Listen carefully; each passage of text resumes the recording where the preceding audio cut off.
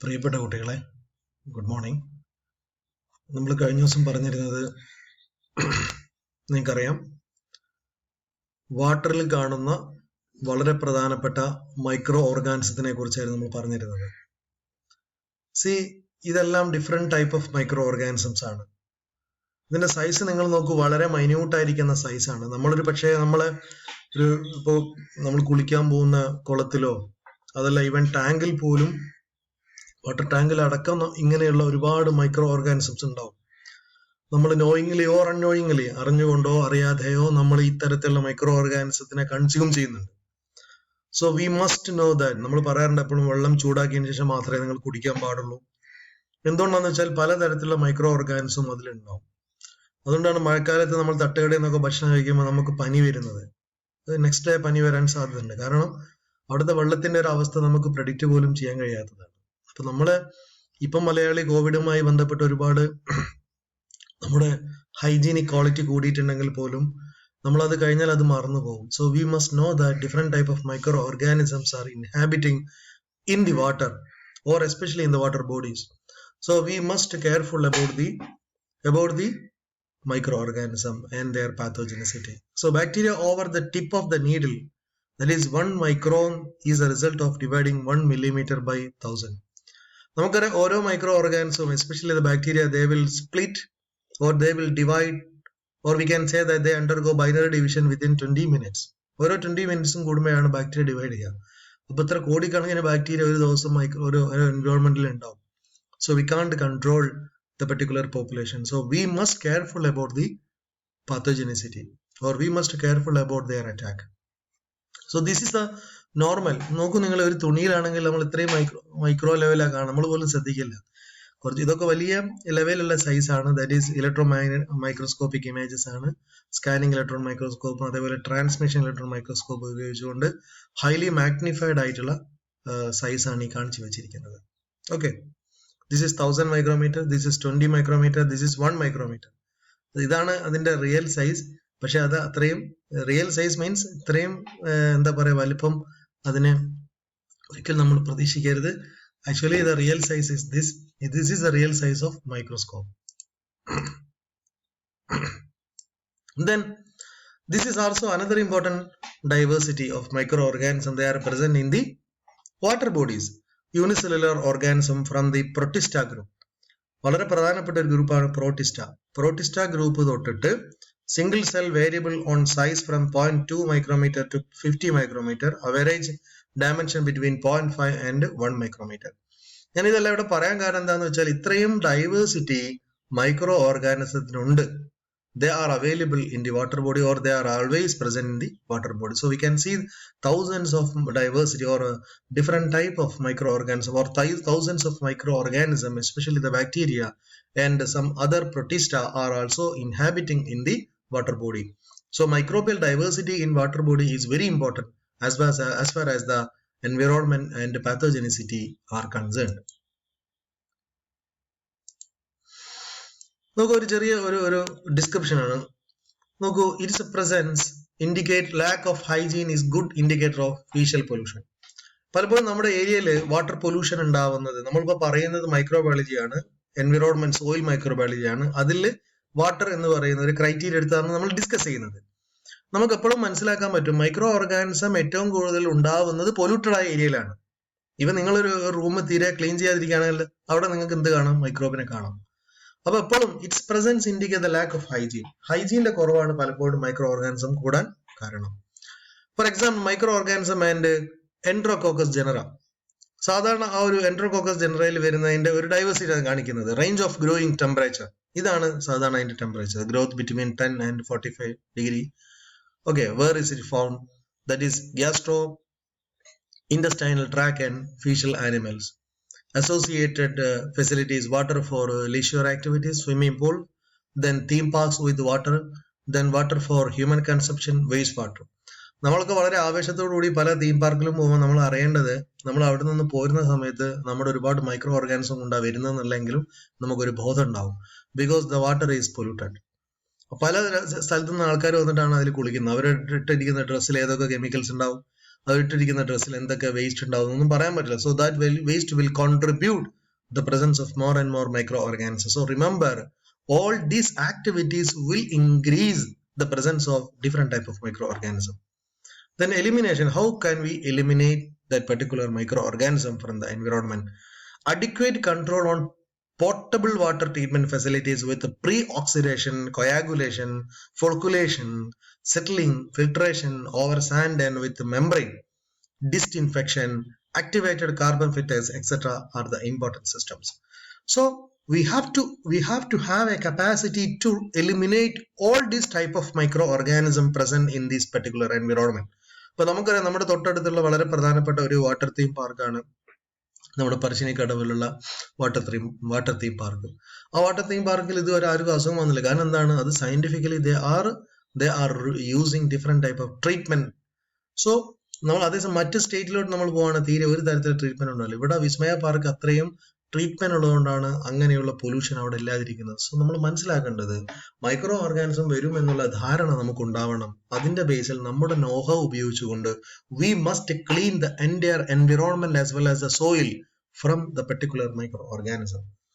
Then prevention method. What are the important prevention method? Periodical analytical control. Follow the standard procedure as indicated in rules, regulations and technical guidelines. Use adequate and authorized techniques, mechanism and products. So എന്തൊക്കെയാണ് ചെയ്യേണ്ടത്? Periodical analytical control. So each and every parts or each and every area where the pollution is occurred, there must be a protocol for treatment. That is periodical analytical control. Then follow the standard procedure as indicated in rule, regulations and technical guidelines. So based on the technical guidelines, rules and regulation, we must have a certain criteria or protocols or method to prevent or to clean up the particular polluted environment. Use adequate and authorized techniques. So we must keep a scientific as well as the authorized techniques to eradicate or to remove particular microorganism from the particular soil or water body. So otherwise we must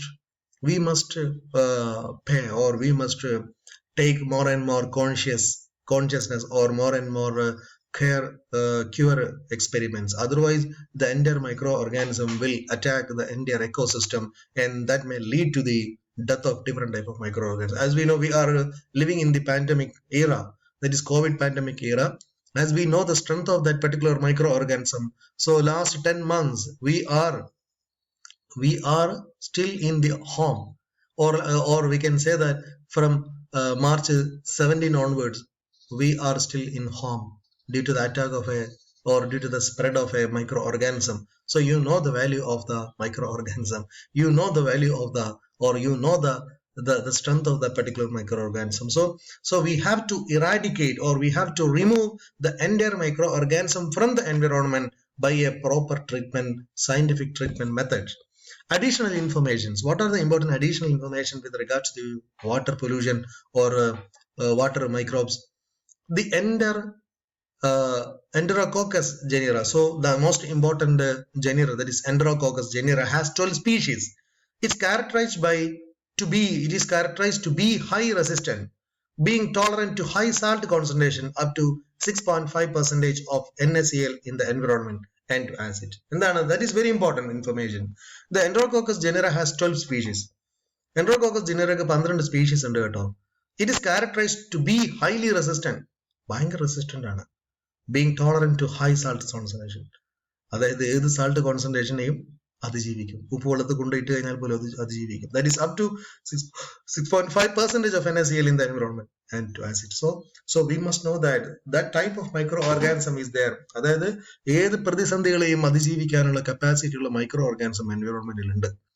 highly salt concentration ആയിട്ടുള്ള acid concentration ഉള്ള environment പോലും അത്തരത്തിലുള്ള micro organism അതിജീവിക്കും. So we must careful the entire microorganism that are inhabiting in the environment. Water related parasites, that is Giardia lamblia.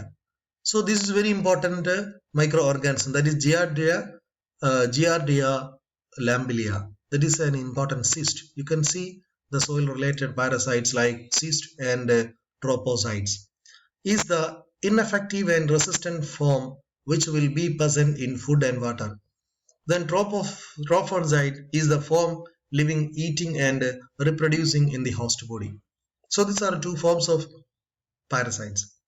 Then what about pathogenicity? ചിലപ്പോൾ 1 മാർക്കും ചോദിക്കുന്ന question ആണ്. What is പാത്തോജെനിസിറ്റി?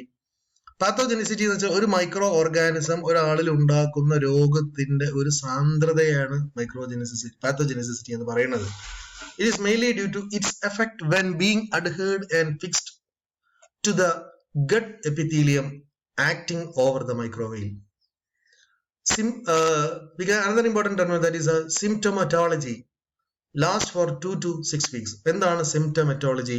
എത്ര കാലം വരെ നിൽക്കും സിംറ്റം? ഡയറിയ ഇതിന്റെ ഭാഗമായിട്ട് ഉണ്ടാകുന്നതാണ്. Belly ഡിസ്റ്റൻഷൻ and abdominal pain and anorexia. So ഇത്തരത്തിലുള്ള ആൾക്കാർ നമ്മളിൽ ഉണ്ടാക്കുന്ന പ്രധാനപ്പെട്ട അസുഖ ലക്ഷണങ്ങൾ ഇതൊക്കെയാണ്. നമ്മൾ അതിന് പറയുന്ന പേര് പാത്തോജെനിസിറ്റി ആൻഡ് സിംറ്റമറ്റോളജി ആണ്. What is symptomatic? എന്തൊക്കെ സിംറ്റംസ് ആണ് ഇതുവഴി ഉണ്ടാവുന്നത്? എന്തൊക്കെ പാത്തോജനറ്റിക്കൽ പ്രോബ്ലംസ് ആണ് ഇത് ഉണ്ടാവുന്നത്? To not resist and chlorination of water. ഏറ്റവും ചെയ്യേണ്ടത് വാട്ടർ ക്ലോറിനേറ്റ് ചെയ്യുക എന്നുള്ളത് മാത്രമാണ് നമുക്ക് ആകെയുള്ള വഴി. So we are discussing the soil microbiology. We must keep all these measures in order to eradicate or in order to remove the entire micro organism from the environment.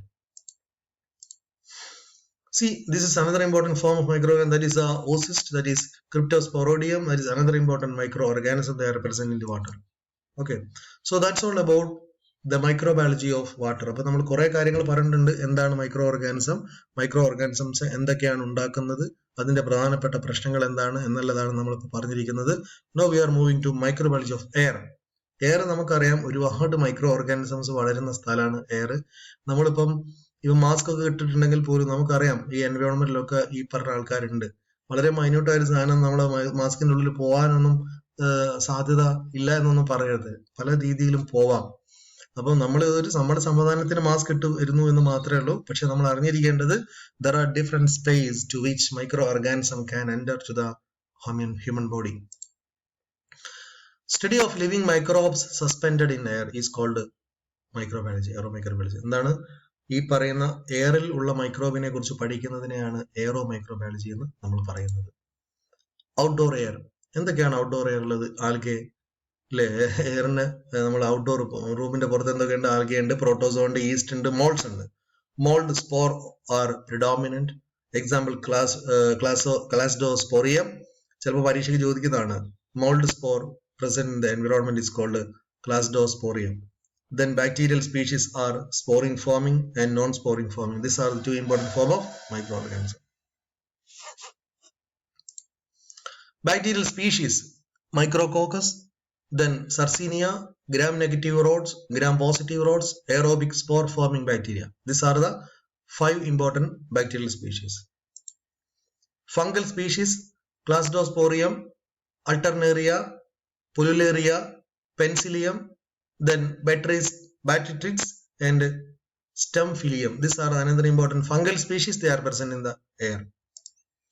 Then airborne bacterial disease. എന്തൊക്കെയാണ് എയറിൽ നിന്നും നമുക്കുണ്ടാവുന്ന bacterial disease? First one is diphtheria. നമുക്കറിയാം, നമ്മുടെ നാട്ടിൽ ഒരുപാട് കുട്ടികൾ diphtheria ബാധിച്ച് മരിച്ചിട്ടുണ്ട്. Acute contagious or contagious disease caused by corynebacterium diphtheria. Corynebacteria, നമുക്ക് കൊറോണ നമുക്കറിയാം. സോ അതിന്റെ സ്പീഷീസ് വരുന്ന ഒരു ബാക്ടീരിയ ആണ് diphtheria. Formation of fibrous pseudo membrane on respiratory mucus, myocardial and neural tissue damage. Then most important symptoms are sore throat, this is very important, low fever, then cutaneous lesions. These are some of the important symptoms. So നമ്മൾ മനസ്സിലാക്കേണ്ട എയറിൽ നിന്ന് നമുക്കുണ്ടാവുന്ന പ്രധാനപ്പെട്ട അസുഖം ഇതാണ്. എയറിലുള്ള bacteria or you can say that microorganism. This is the microorganism. So remember, this is an important disease, that is diphtheria. The next one is tuberculosis. നമുക്കറിയുന്ന disease ആണ് tuberculosis, TBC, caused by Mycobacterium tuberculosis. ചോദിക്കുന്നതാണ് പരീക്ഷയ്ക്ക്. Initiated by inhalation. Symptoms are chronic cough, blood tinged septum, night sweats, and weight loss, etc. are the most important symptoms. So remember, diphtheria and tuberculosis are the most important airborne disease. That disease is caused, or that disease is formed due to the presence of different type of microorganism. They are available in the air.